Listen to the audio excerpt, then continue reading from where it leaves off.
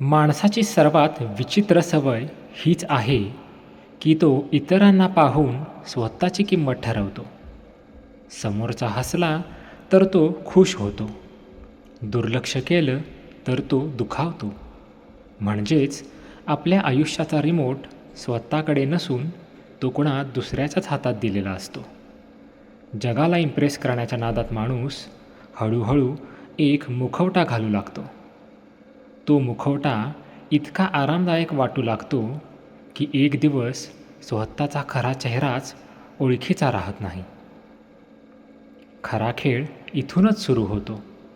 माणसाला सतत घाबरवलं जातं की एकटं राहू नकोस, गर्दीत राहा, लोकांना खुश ठेवा, नाहीतर तू काहीच नाहीस.